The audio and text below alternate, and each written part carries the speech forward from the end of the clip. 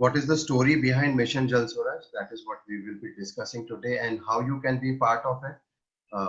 That is once we are done with our sharing. So we'll open the platform for discussions as well.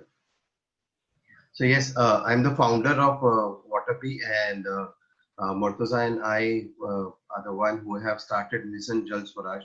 So my story behind Jal Swaraj, I'll just give you a brief. So in 2002, one of my friend's mom had a heart attack, and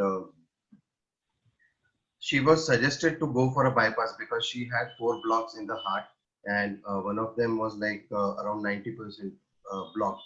So uh, because of the financial conditions, she was like she could not go for the bypass. So we had to look for an alternate, and that is when we started looking for alternate healing therapies and an alternate to the bypass itself. So we came through an article by Dr. Manubhai Kothari. He was then the dean of KEM Mumbai Hospital.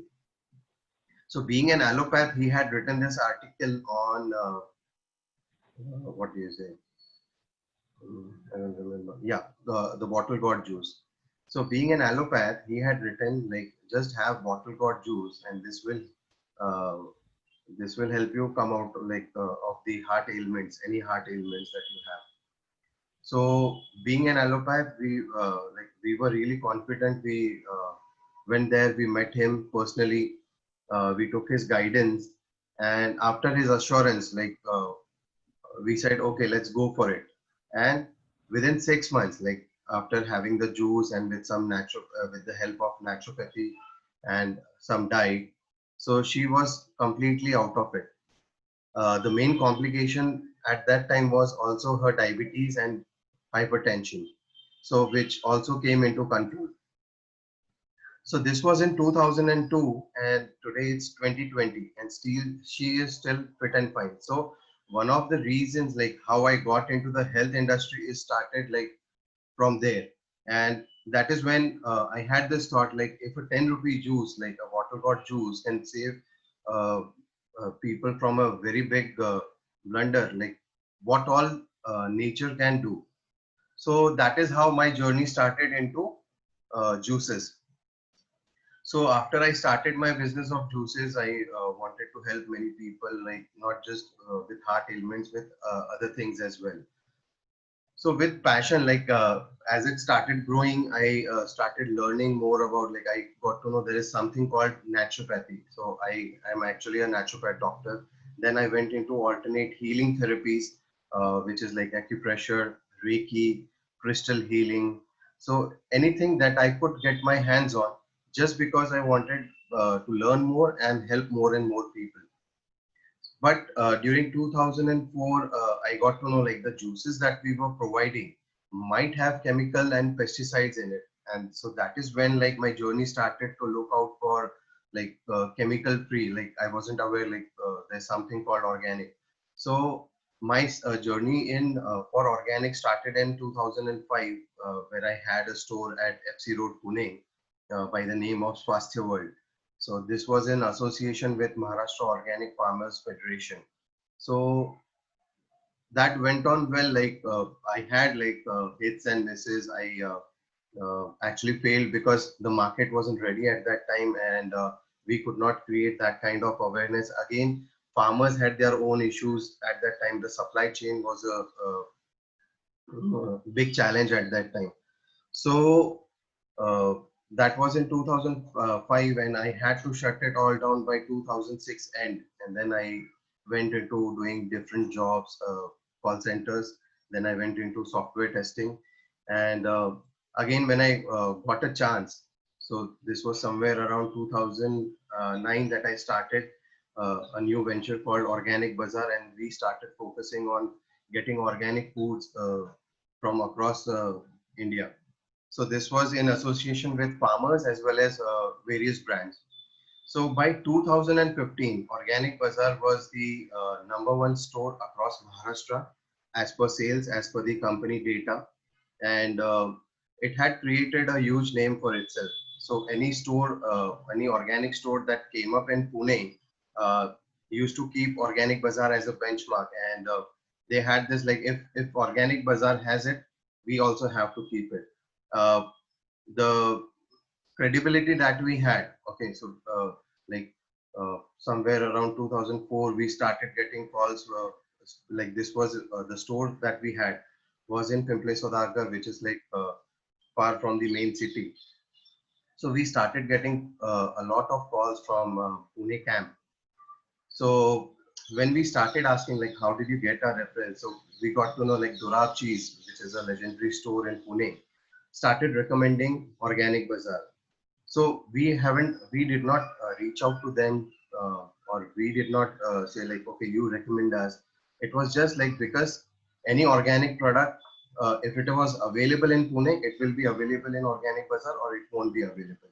So that was the kind of credibility we had, because we were just passionate to give platform to each and every individual company who was doing good in organic.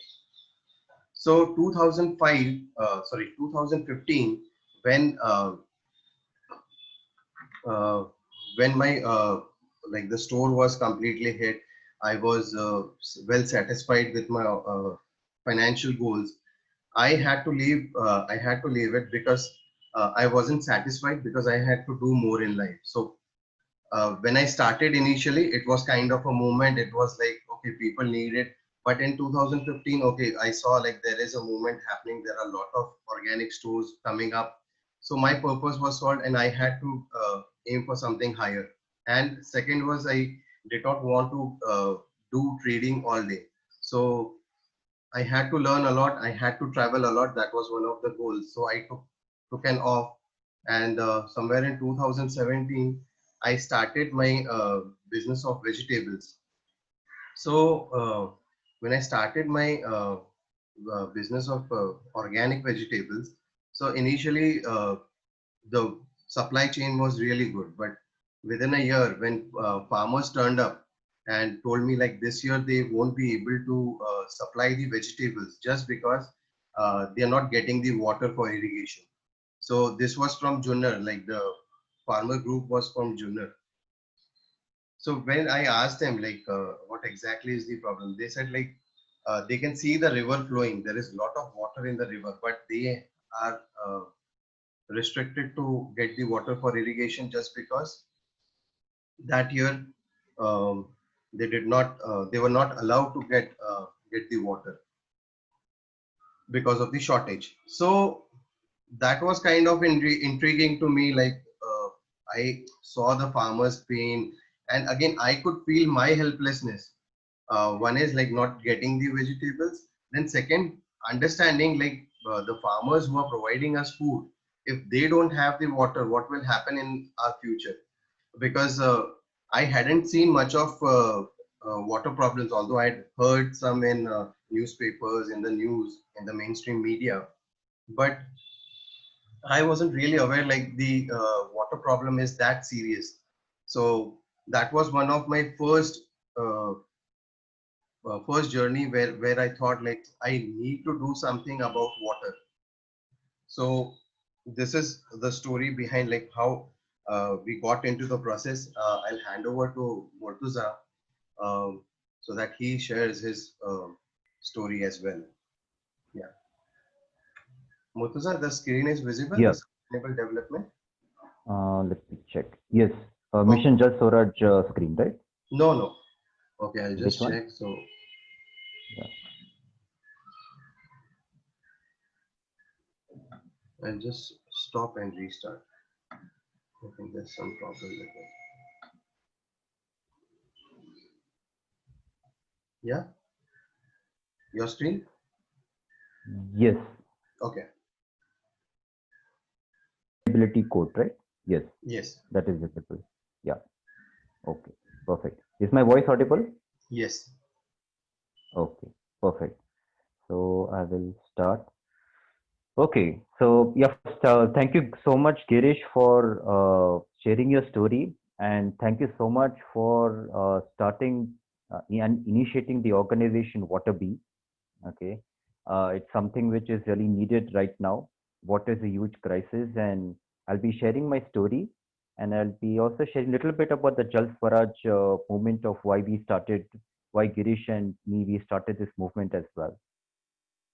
So, my name is Murtaza. I am from Pune, and my passion is into health and wellness. And my passion into water definitely started the connection of water and health. That how water is such a huge plays such an important role in health. And if there is no water, or if there is a contamination of water, then how does it actually impact health? So that really actually pulled me into this entire movement of water, which I will share. So first, the quote that you see on your screen, I'll start from there and then I will come to my story. So what is sustainability? Okay, so if you see on your screen, sustainable development is development that meets the needs of the present without compromising the ability of future generations to meet their own needs. Okay, so what's the meaning of this? Okay, so whatever we are using as resources, okay, we are using the resources just keeping in mind the next maybe 5 years, maybe the next 10 years at max. Okay, but we're not looking into what is the actual outcome for the next, say, 50 years or for the next 100 years. Okay, so if we, for example, if we utilize, if we keep on using the water that is available, I'm referring to the groundwater, and say after and looking at the current situation, there is if there is no groundwater in the next 10 to 20 years, then where will our children use the water from? Okay, and we will be sharing some of the statistics as well with you to kind of make you aware of exactly what's the situation of water right now. Okay, so it's like as if we are utilizing the resources, or as if we are utilizing the water. We are borrowing the water from our children. Okay, if you look into that from that point of view, the water that we're using is actually that we are borrowing that water from our children. Okay, so if you are doing that and if the water is completely used up, what will be left for our children? Okay, so that's something which is something which one should always think about. Okay, so I will kind of begin with my story on how I came into the field of environment and water. So my first experience with the climate change was in 26 July 2005. Many of you all would be knowing that on this date, a huge flood had come in Mumbai. Okay, and that time I was working in a hotel called Grand Hyatt Mumbai. Okay, that's like a five-star hotel. I was working in that hotel, and on that day, 26 July 2005, the entire hotel was like a Titanic ship. Okay, so it's like water was there on a knee levels. Okay, and we were like busy removing the water from the hotel. So the entire hotel had been flooded. Of course, entire Mumbai was flooded, and the hotel that I was working in was also flooded, and it was like a Titanic ship. Okay, that's the time when I realized that there is definitely something that is wrong with what is going on in terms of the environment and the climate change. And it's like we have been here, it's like I have been hearing a lot about climate change, but that's the first time when I actually experienced that, okay, that this is actually happening because of climate change. Okay, so that was the first experience of what have we done with the environment that this has actually happened. And of course, there have been a lot of floods after that, as many of you would be knowing. But that was my first experience of an actual flood. Okay. My another connection of definitely we have been hearing about farmer suicides in the media, and that has disturbed me a lot. It is still disturbing me that the farmers are committing suicide, and one of the reason is the lack of water because of the drought conditions that have been created. And somewhere, if you the realization came that somewhere I am responsible for the farmer suicide, somewhere we are responsible for the farmer suicide. Okay, we all are responsible, okay, including me. So what can I as a person do about it? What can we as a society, we as a community do about this problem of farmer suicide? Okay, So that has been there since quite a few years. And when Girish told me about that, he's actually doing something about the water issue, and that's how I joined hands with him, and said, let's do this together. But we cannot do this with just two people. We need a community. We need a tribe. Okay, and that's the reason that we are reaching out to you. Okay, we are reaching out to you because we need your help as well. Okay, we cannot do this alone. So the crisis of water, the crisis of farmer suicide, and so many other issues connected to water is a very huge problem. And we can only do this together as a group, as a community. Okay. And if you look into the Indian tradition, all big problems in the past have been solved as a community. And I think so the biggest example would be our freedom movement. Okay, today is we are celebrating the 73rd year of an independent India. But the question is, are we really independent? The question is, are we really free? Okay, so in many ways, we are still not free. In many ways, we are still not independent. We are still dependent on so many things, and we will come to that as well. Uh, yeah, another personal sharing would be on my health. As I told you, I'm really passionate about health and wellness.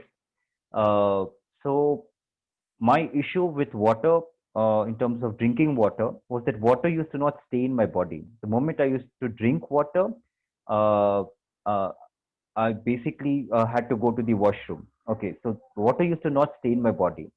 Okay, so till the time that I found a product, which when I used that product and when I drank water with the help of that product, the water used to actually stay in my body. Okay, and we will talk about that product in our future webinars. But the realization what came to me was that when I had this structured water, uh, the water used to actually stay in my body. And the problem that I had of dehydration, in fact, a lot of my health issues I had because of dehydration, and that actually went away. So that's the connection which I had, that water can play such a huge important role in healing. The kind of water that we have, that is so important. And there's so many things connected to water. Okay. And suddenly a thought came to my mind that if water is not there, or if we do not have access to water, how can we use water to heal ourselves? Okay, so the first question is that yes, we need the water, and then of course, we need what kind of water that we need. Okay, which is also very important. Okay, so water is always seen as a commodity. Okay, it's always, and that's the reason that we have lost touch, or we have lost connection with water. Okay, and if we look, water has always been seen as a means of healing in so many ways. Like for example, if you look into the Hindu culture, the Vedic culture, in all temples we have something called as tirth. Okay, so after any kind of puja is done, or any kind of there's the pujari which is there in the temple, he always sprinkles a little bit of water on the people, which is basically called as teeth. Okay, so why is that done? Okay, so once the mantra chanting is done, the energy gets transferred to water, and then that via the water, that energy is transferred to the people. Okay, so water has that healing power. In Islam, we have something called as Zamzam water. Okay, in we also have the Ganga water also treated as holy. Okay, in Christianity, they have holy water. So in every culture, if you see, water is used as a means of healing. Okay, and water has always been used, uh, seen as a deep sense of gratitude, that yes, we have this water and how it can be used as a means of healing. Okay, and with great reverence. Okay, and today we have lost touch with water, and I think that's one of the main, we've lost touch with nature. That's one reason why this crisis has come about. Okay, yeah, and of course earth is filled with yeah, you could go to the previous slide. Yeah, okay. Yeah, so as you all know that the the world is basically 70 to 75% water, and even our body is around 75% water. Okay, so how we treat water is basically how we treat ourselves. Okay, how we treat water outside of us is basically how we treat water inside of us. Okay, so it's that important. Okay, and of course, water is life. Jal hai to kal hai. If we have water today, then there is life for tomorrow. Okay, water is needed for everything, including to make. So we are alive because of water. Okay, we are getting food because of water, and in fact, everything in your life is because of water. Okay, so that's how important water is. Yeah, yeah. If you go to the next slide.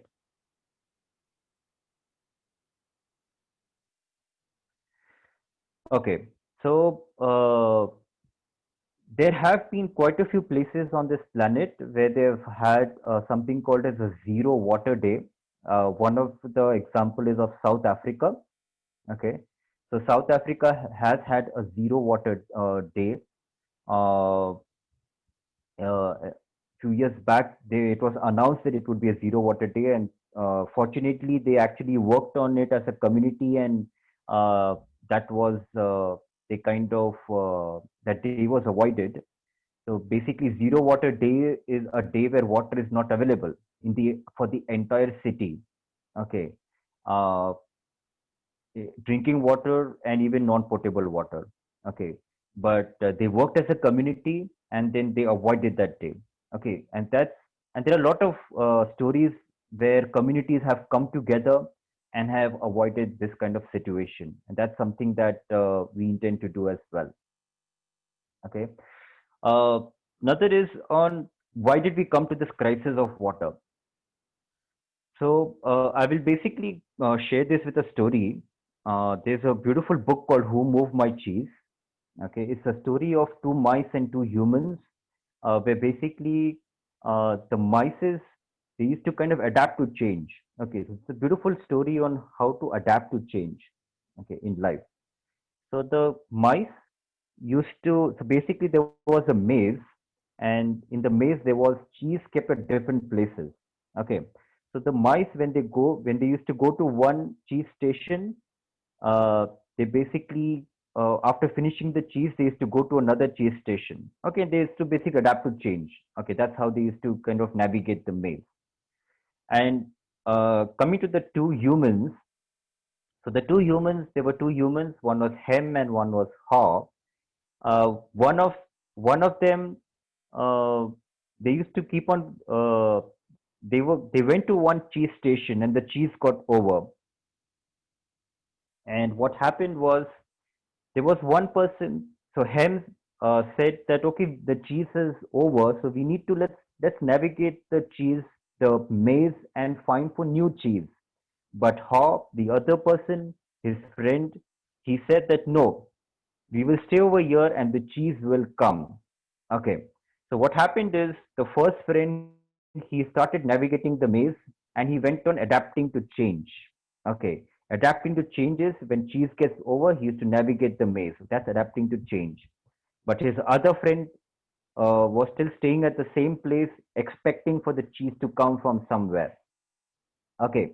So now, if we connect the story to our lives, uh, what we are like the second person. Okay, we are expecting water to come from somewhere. Okay, so water is not going to come from somewhere. Okay, we have to do something about it. Okay, so what we are doing is we are drilling bore wells. Okay, so thanks to the green revolution, they started the tube wells. That idea kind of was so fascinating to people that people started drilling bore wells. Okay, so and when say 10 feet, 20, 30 feet was not enough, they drilled further and further. Okay, so till the time that water was not even coming from the bore well. And today we have so many places in India where even bore wells have completely dried up. Okay, so that's what we've done. We did not adapt to change, but we went on thinking that okay, water will come from somewhere. Okay, and that led us to this huge crisis that we have. Okay, so in fact, there are if you look into I'll come to why we started Jal Swaraj. So the entire intention of Jal Swaraj is basically that we need to take control of our own water. Okay. If we do not take control of our own water, it will be that power will be sent to private companies. Today, most of our water is coming from groundwater. Wherever groundwater is not available, we are dependent on water tankers. Okay. And today there is a huge water mafia going on in all states, not only Maharashtra, in Goa, in Karnataka, Delhi. If you look into every state, there is a water mafia which is there. Okay. The water mafia is basically taking water from groundwater illegally, and they're selling the same water to the citizens of that particular state. Okay. So the problem with this is that today we are dependent on water tankers. Okay. But tomorrow, when the water tankers will also not have the water, then what will we do? Okay.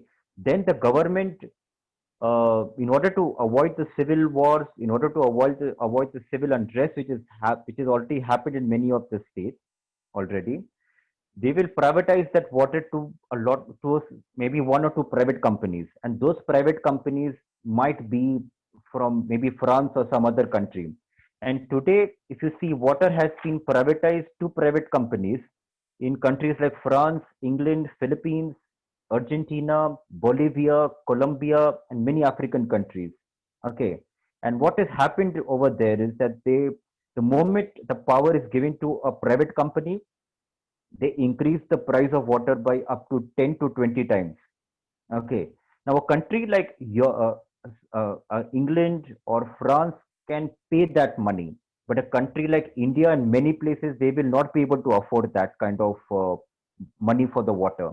And that is when there's a huge possibility of a civil war. There is huge possibility of a civil unrest which might happen. Okay. There's a huge crisis which will happen when water will go, because today water is blue gold. Oil is not very important today, but what is more important is water. Okay. The next world war will not happen because of oil, but it will happen because of water. Okay. That's a very important thing to understand over here. Okay. Today, also in many African countries, water has been privatized. They have to pay for the water because people cannot afford the water. They are drinking sewage water. Okay. And because of drinking sewage water, they are falling sick. They have no other option. If a person doesn't have money, okay, they will drink whatever water is available to them, even if it is sewage water. Okay. Like today, the farmers have started sewage farming.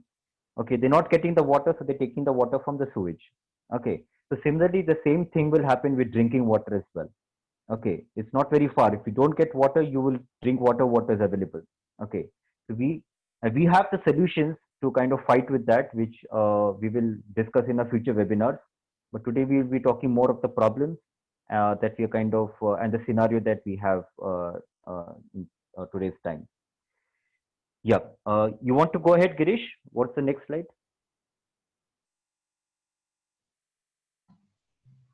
Yeah, these are your slides. Yeah. Just a second.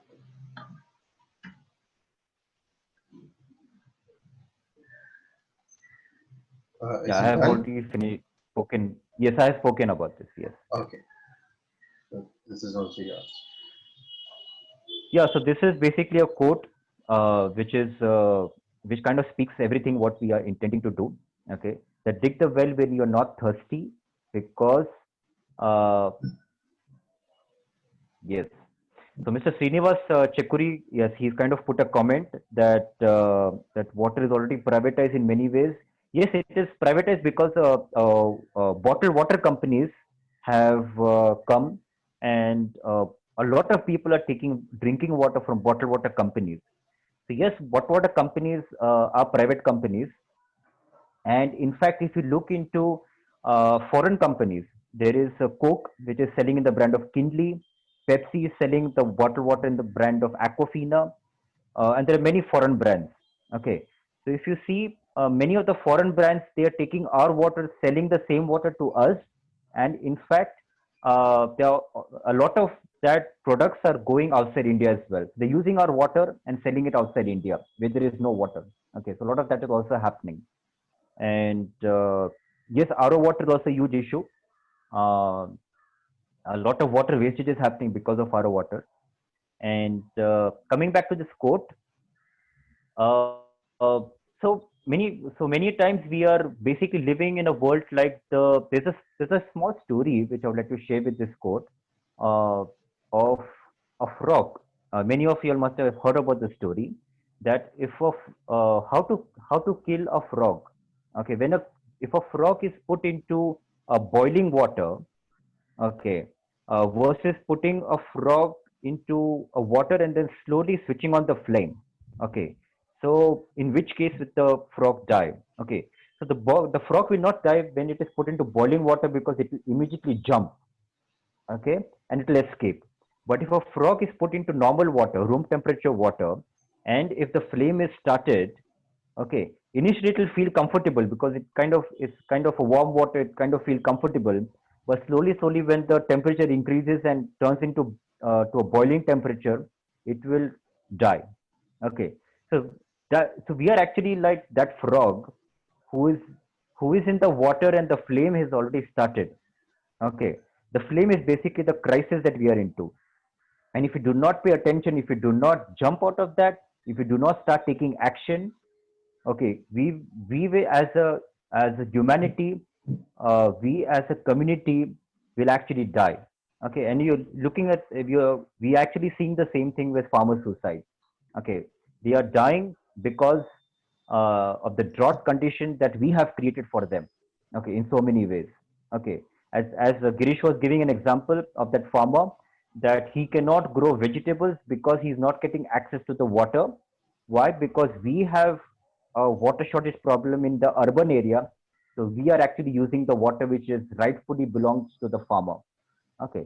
So a lot of these things are happening. So if you do not take the well right now, if you do not take action right now, and when the day comes when the water will not be available, that time will be too late. So the right time to take action is now. Yeah, you can go ahead, Kirish.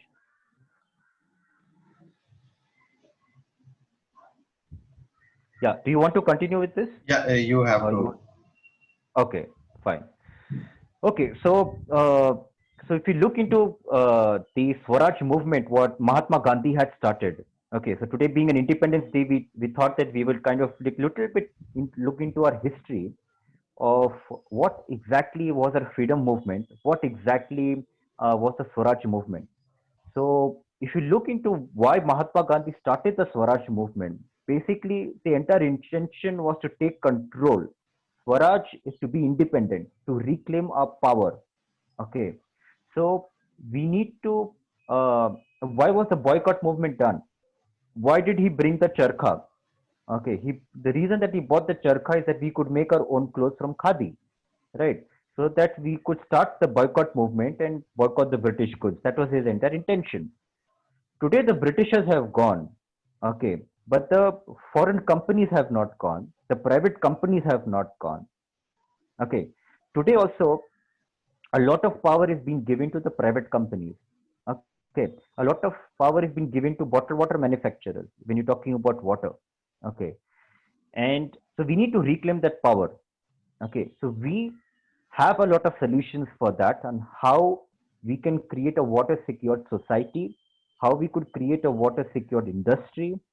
Okay, so how we can take charge of our own water, how we can take control of our own water rather than depending on the water mafia, rather than depending on water tanker people, how we can reclaim that same power. That is the entire thing of Swaraj, and that's exactly what we have to do once again.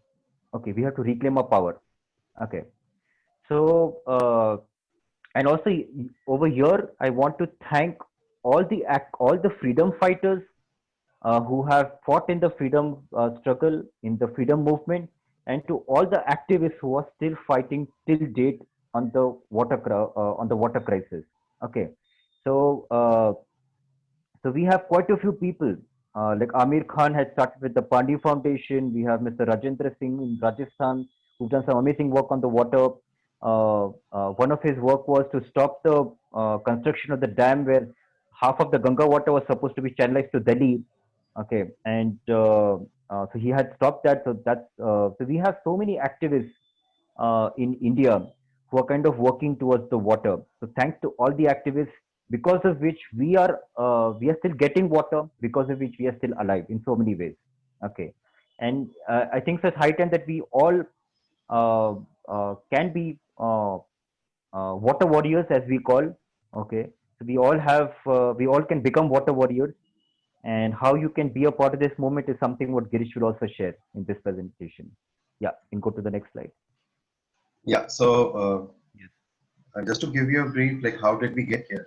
So when we started our search for like the solutions, so we started like doing each and everything that was related to water. So we started getting into the river movements, then the river cleaning, then we also were looking for like, okay, what are the solutions to RO? So whatever that we could get our hands on, but uh, finally we realize it's like we're just creating a noise and we're not becoming a voice. So we were like kind of jack of all, master of none.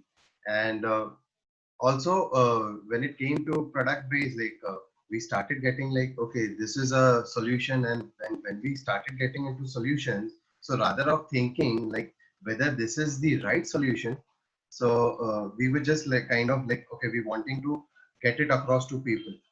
So the approach changed, like when we thought like this is not the right way, because uh, it's really not solving the problem and we are really not making an impact for people's life. So we started, rather than focusing on a product, rather than focusing on a solution, we thought like, let's get into the problem and let's start identifying what is the root cause. How did we come here?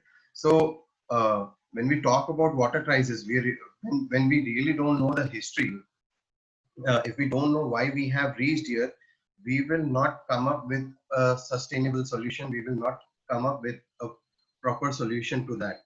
So that is what started, because during 2000, like the past few years, we have seen like 1 year it is flooding, the other years we are seeing it's a drought. So this is a continuous cycle that we have been seeing for the past, I think, 10, 15 years. So if this is happening, so what needs to change? Like, so we started, rather than going haywire, we started looking at the data.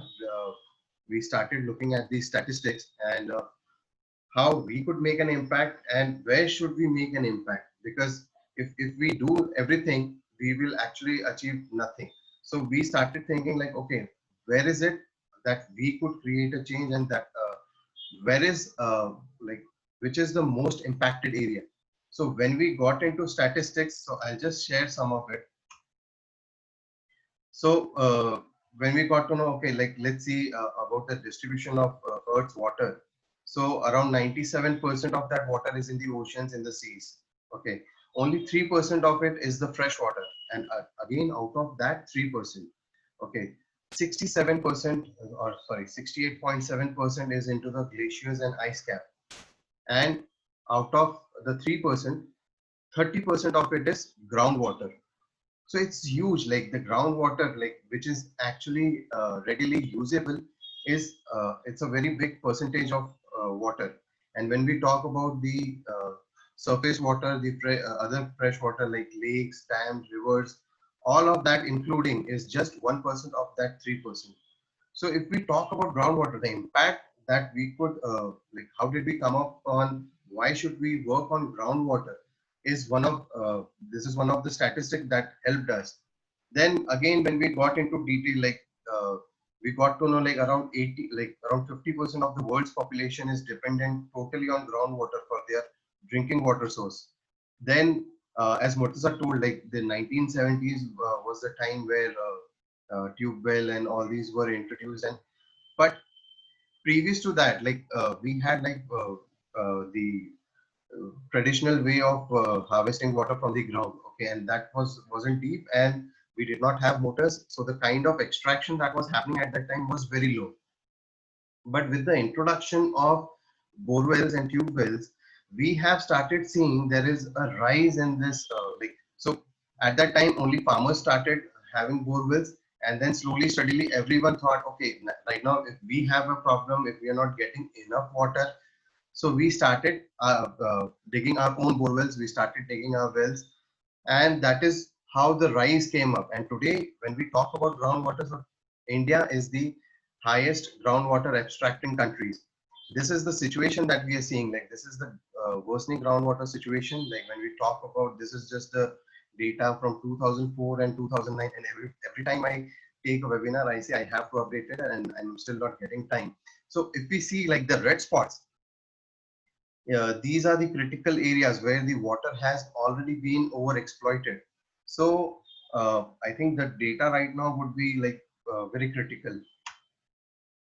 And today, when we talk about water, groundwater, 54% of India is facing high to extremely high water stress. So if you see the red spots, like I think a picture says a lot. So one of the problem like that we identified, like how did we like why do we have this huge water crisis, is because we also have to understand the history. And this is one of the things like people have done a very big mistake that we have done as a society. So this is the groundwater system that we are showing to you. So this is, if you can see, like we have the below the ground, we have the unconfined aquifers, which is like around 40 to 50 feet, and depending area to area, it would be variable. Then there is a confining bed, and then there are confined aquifers and deep aquifers in the ground. Okay, so as Murtaza said earlier, like previously we used to get water at 10 feet. Okay, then we started digging more and more. Once we emptied that water, we started digging higher and higher, deeper and deeper. Today, cities like Bangalore, Hyderabad, I don't know about Chennai, but Chennai is like the worst city where the groundwater problem is happening. People have gone deep down 1400 feet. Like 1400 is like the last that I have heard right now. Okay, so people have gone deep down inside and taken that water. And the when we talk about water, like how does it reach the ground? Okay, we know about the hydrologic cycle, and water percolates, like the rainwater percolates in the ground and it reaches the unconfined aquifers.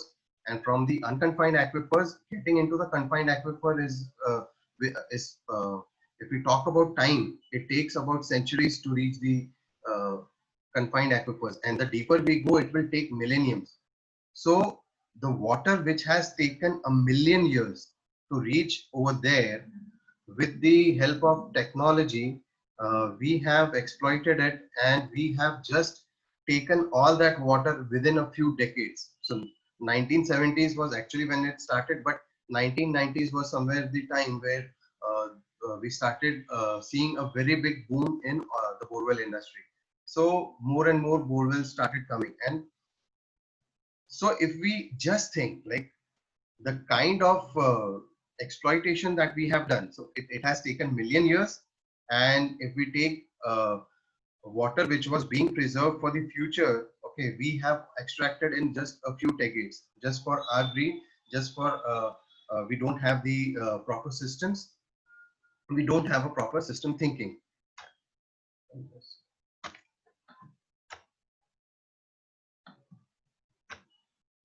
So this is the existing water shortage that we water shortage problems that we are seeing across India. Uh, you must have gone through. This is the Pali in Rajasthan, where the train like with water tanker is being sent. Okay, just for the villages where they don't have access to water. Then this is Usman Sagar in Hyderabad, where the land is completely dry and parched. Then this is from Aurangabad. You see like people rushing to get water from the tanker. And then there are a lot of villages across India where people don't have access, thanks to the government. Like now they have uh, come up with this mission where they're targeting like to get water at each and every house. So these are some more statistics. I won't get into the detail, but one of the things that I like to highlight, like 5 of the world's largest city under water stress are present in India, and Delhi ranks the second. So, and there is no Indian city with 24/7 water supply. So these are other concerns as well. So yes, this is what I had to say. This is Murtaza. You have to carry on from here. Your voice is not audible here. Yeah, sorry. So, when we take a glass of water in the morning, okay, do we actually wonder where this glass of water comes from? Okay, so we never think about that. Okay, we are so disconnected from the water and the nature that we never think about that. Okay, we just open the tap and we expect the water to come. The water comes and we drink that water. Okay, what if a day would come that you open the tap and the water doesn't come from that tap? Okay, uh, that's the time, or that's the day when we will actually work towards the water crisis, or should we start working towards the water crisis right now? Okay, so there's so much of time, effort, money which goes into getting that water from a very far away place. Okay, even if you talk about the corporation water, it doesn't come from your local water body. It comes from maybe a lake, a dam, or a water body which is very far from you. Okay, so a lot of time, effort has gone, and maybe many times that water has been snatched away from other people, and it is kind of brought to you. Okay, in the urban area. So it's snatched from a village, which is maybe that water is belonging to those village people, but they don't get the water, and that same water comes to the urban area. Okay, so that glass of water, from where does it come from? So maybe today, if you drink a glass of water, ask yourself that question: that this water which is there in my glass, from where has this water come from? Okay. Has it come from a borewell? Has it come from the corporation water? Has it come from, where does it come from? And then look into that story. Okay. That what has gone into getting that water in your glass. Okay. I'll share a small example. Once I had asked a child uh, that where does your milk come from? And he told me Reliance Fresh. Okay. So kids have been that disconnected that so many kids are not even aware that a milk actually comes from a cow, from an animal called a cow. Okay. So it's that disconnected that we have kind of become. Yes. Yeah. You want to take this ahead?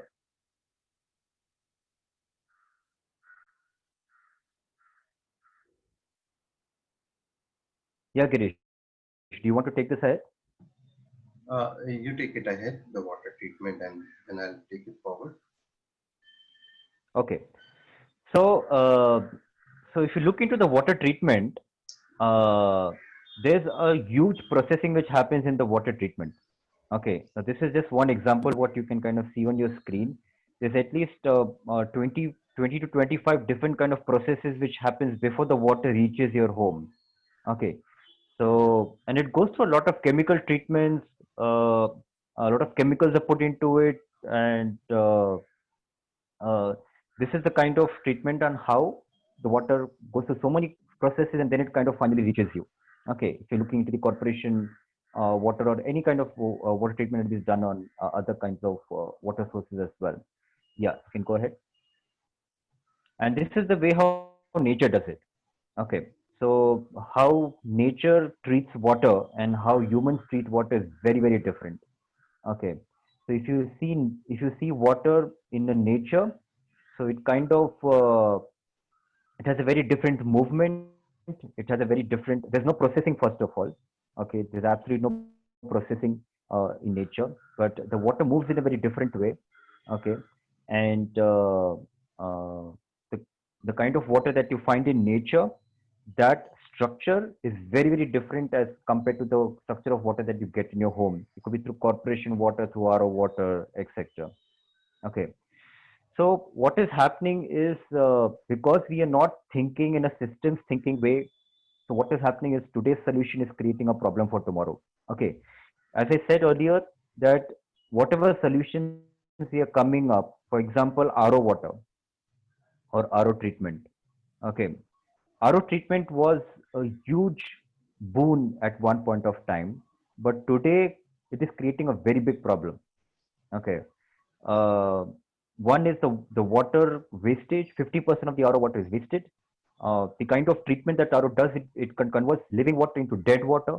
Okay, so all these problems are faced, and today our government is thinking of banning RO treatment.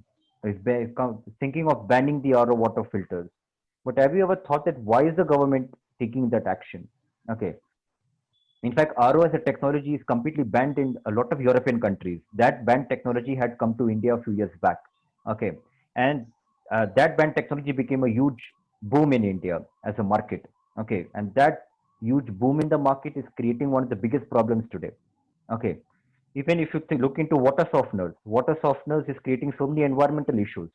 Okay, so we need environment friendly water softeners, which we will discuss in our next webinars as well. But we need to think about solutions keeping in mind the next 50 years, the next 100 years, in fact I would say the next 1000 years. Okay, so what can we do today which will not affect our future generations in any way? Okay, that's what we have to think. So we have to think 100 years, we have to think 500 years, 1000 years ahead. Okay, that's how we have to think about solutions. Okay, yeah, you can go to the next slide. Yeah, I'll Yeah, take over. so you want to take this? Yeah. Yeah.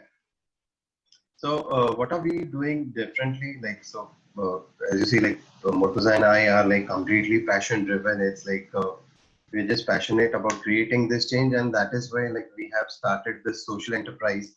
Why this social enterprise? Why not an NGO? Just because like we wanted to be independent from the start, and we want to create a change at a very fast speed, and we have like a strong intention. We are like completely uh, joining hands with people who are working with integrity to solve the issue and who have that intensity as well. So we are utilizing all our strengths to serve millions of people, to serve the humanity as fast as we can. So doing it at a lightning speed, we are actually currently there are lots of people who are not right now with us in this discussion because they're somewhere working in the background for us, reaching out to governments, reaching out to various NGOs, reaching out to people where the problem is really like very critical, and how we can come together, make a change. We are also creating a lot of water trainers that we'll talk about. We are creating income generation for thousands of people. Then there are companies across India that are connected to us just because we are creating a win-win situation for both of us. One is like there are what our role is, like we are trying to uh, connect people who are looking out, like who are suffering the problem, who are going through a problem, and who are looking out for a solution. And then there are companies who are genuine, who have a lot of data, who have actually who are creating a change but don't have a platform to reach out to audience. So this is what we are doing as a company, to get problem finders and problem solvers together.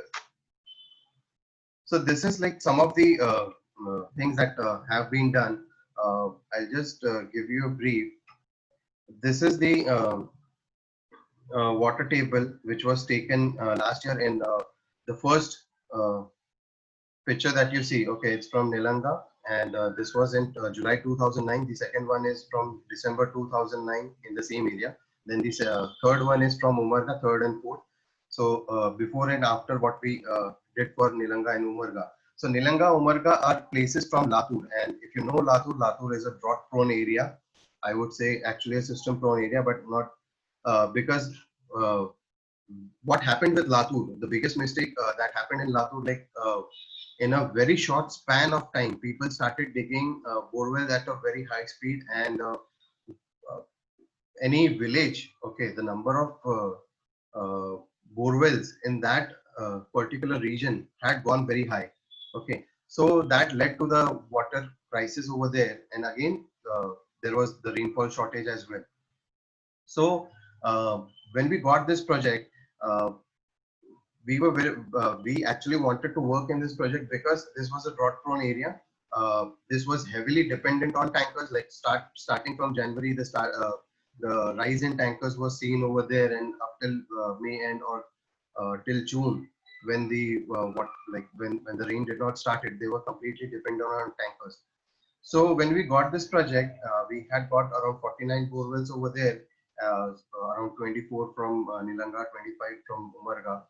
Uh, we did this thing with all the borewells over there, and all of the borewells were turned into a kind of a fast recharging system that we'll talk in the future webinar. The impact can be seen like the before, like July 2019, the water table, which was like around 91 meters, like the water people were getting at 91 meters, came up to 14 meters. The water which was available at 65 meters came up to uh, around 10 meters. So this is the kind of impact that happened. But more than the data, what we also wanted to know, like what is the impact? Like we were thinking of getting this area like becoming a complete tanker free area. So we were waiting like till June so that we actually know the final situation.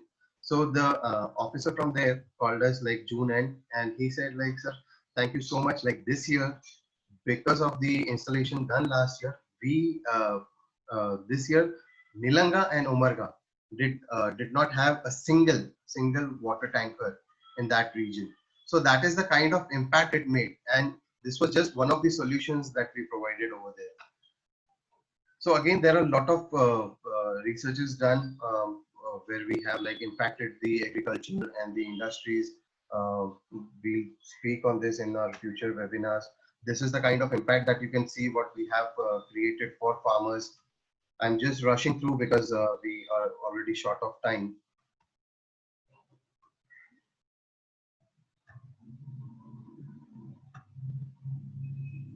These are testimonials from Madras Cricket Ground, the Gymkhana, some of the big hotels, resorts.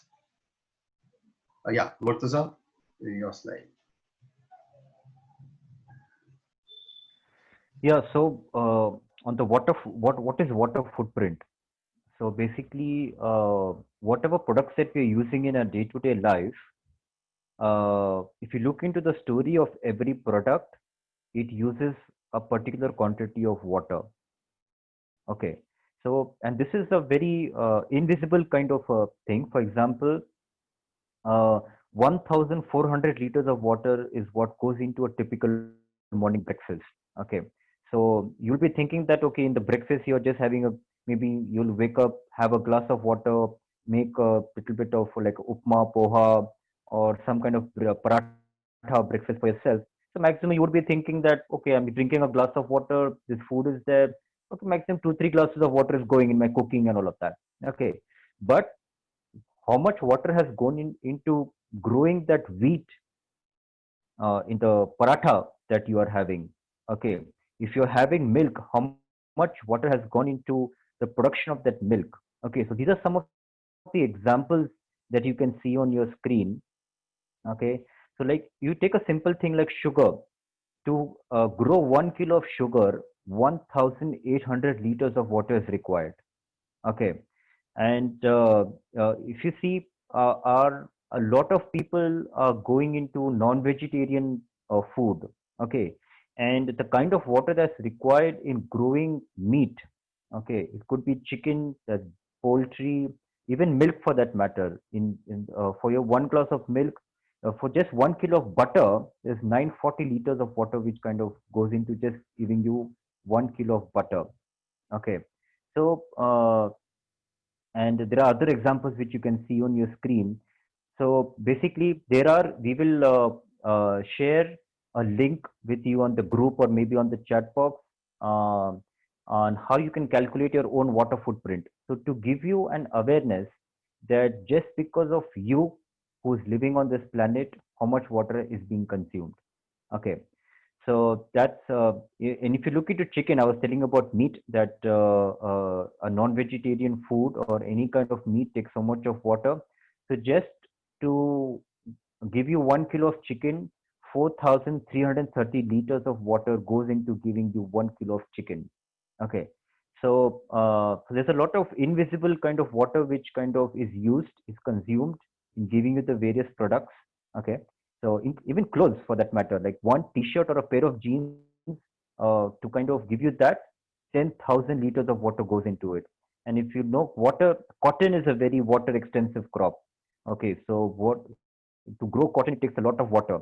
So to give you that one t-shirt, so next time when you go into a mall or you go into a shop, when you go and buy a t-shirt or a shirt, just be aware of whether you need that shirt or not.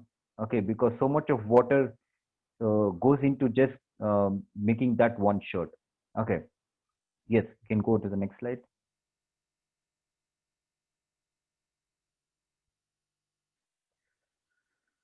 Yeah, so these are some ways on how you can reduce your water footprint. Okay, so one is definitely dietary changes. You can go towards more of towards the vegetarian kind of a food. Okay, in case if you're consuming non-veg, you can go more towards the vegetarian or maybe a vegan, which excludes dairy products as well. That is, uh, so vegan diet is the best diet. Vegan diet is a vegetarian minus the dairy products or the milk products. So that is a diet which has the least water footprint. If you want help in how to change the diet, on how to kind of go towards a vegetarian, vegan, or other things, you can always connect with us. We could help in guiding you on that. Okay. So instead of a shower, you could have a bath in by taking water in a bucket. Okay. So that is also a very simple way of kind of this. If you could bypass RO wherever possible, so for example, RO is only required if the TDS of the water is kind of more than say 300, 400, then okay, RO is required. But if it's less than 300, RO is not required. Normal water filter would do. So just by converting to a normal water filter from an RO, you are actually saving 50% of water. Okay, because 50% of water is wasted in an RO filter. Okay, just so that small change can be made as well. Okay.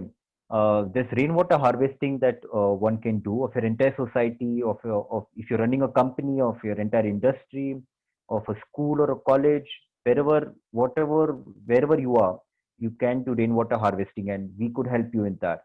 Okay, watershed management is another thing which we can also help.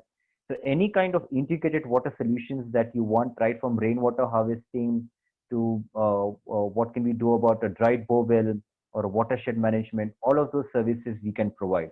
Okay, so you can get in touch with us for knowing more about our services. Okay, and yeah, so water conservation is where we can start with, and looking into our own water footprint is something what we can do. Rainwater harvesting is what we can do.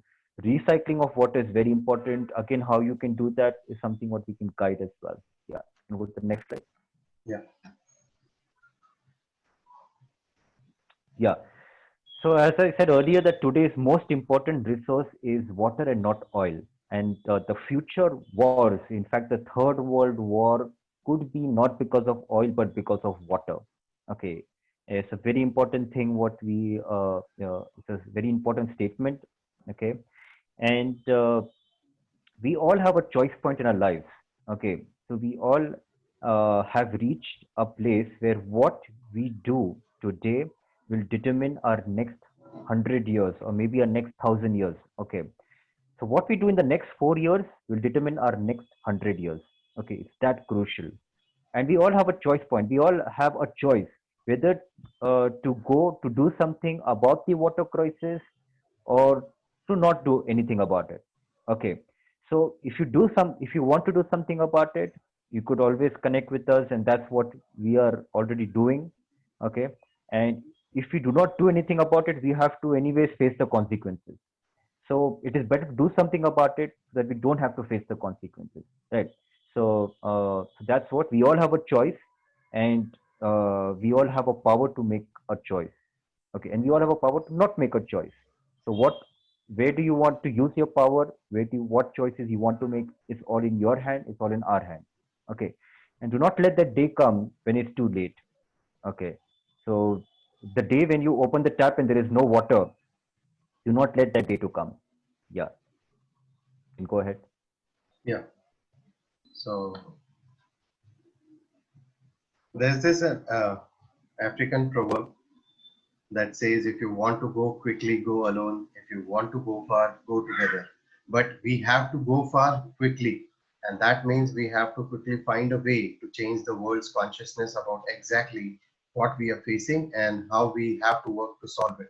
So this is a quote by Al Gore, and this is what we are also trying to achieve. Like, it's not just we have to go quickly, we also have to go far. And the more people join in, the faster we will be able to achieve the goal.